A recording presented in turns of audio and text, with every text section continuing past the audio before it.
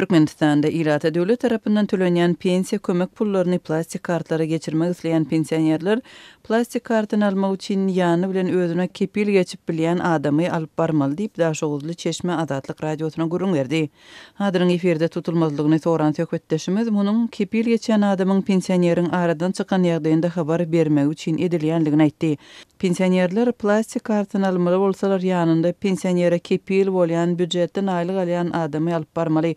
Sebäbi pensioner birden aradan çyksa, ol banka habar edip plastik kartyny doňdurmaly diýip söhbetdeşimiz habar berdi. Daşoguzyň banklarynda bu habary resmi taýdan tasdikladyp bolmady. Daşoguzda edilýänligi aýdylýan bu talaby Aşgabatda tasdiklamadylar. Türkmenistan bankynyň paýtagtdaky baş edarasynda her bir raýatyň öz pensiýasyny plastik kartyna geçirmek üçin bank bölümine pasport bilen baryp arza ýazmalydygyny we onuň 2 hepdeniň içinde taýýar boljagyny habar berdiler.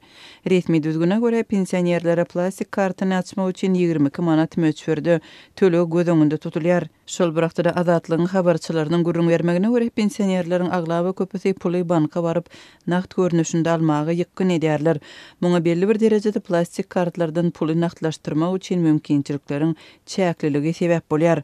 Şuň gün ýurtda etadan regionlarda bankomatlaryň sanynyň bar bolan talapdan azdygyny, bankomatlaryň ençemesinde nagt pulun köplenç bolmaýandygyny, bolan ýagdaýynda da tiz gutarýandygyny, şeýle-de kart eýlerine nagtlaşdyrmagy ruhsat berilýän pulun möçberiniň resmi derejede ýyzgyderli çäklendirilýänligini synçylar belliýärler.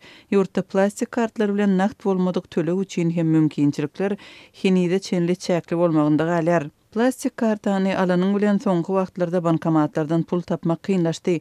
Bankomatlarda pulun bolmazlygy bir ýana nagt däl sowda etmekçi bolýanlar hatda döwlet dermanxanalarynda da seniň plastigini gören işgär göni terminalym işlänok nagtlaşdyrmadan häzir alajy ýok diýen jogap berýär diýip Adatlyk radiosy bilen söhbetdeş bolan Daşoguzly ýaşaýjy gurrun berdi. Bu şeýle dowam etdirdi. Vilayatdaky täzelanan bankomatlaryň 50-si döwlüpdir.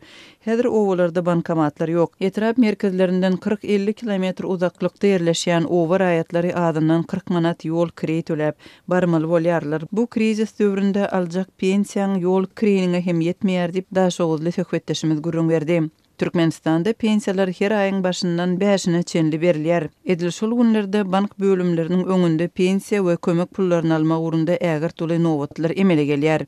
Her aýyň birinden 5-ine çenli adamlar daňdan 7-den başlap bankyň öňünde nowata durýarlar we sanyp düzýärler. Nowatlar ortaça 300-400 adama ýetýär diýip Azatlygyň Aşgabatdaky habarçysy gurrun berdi.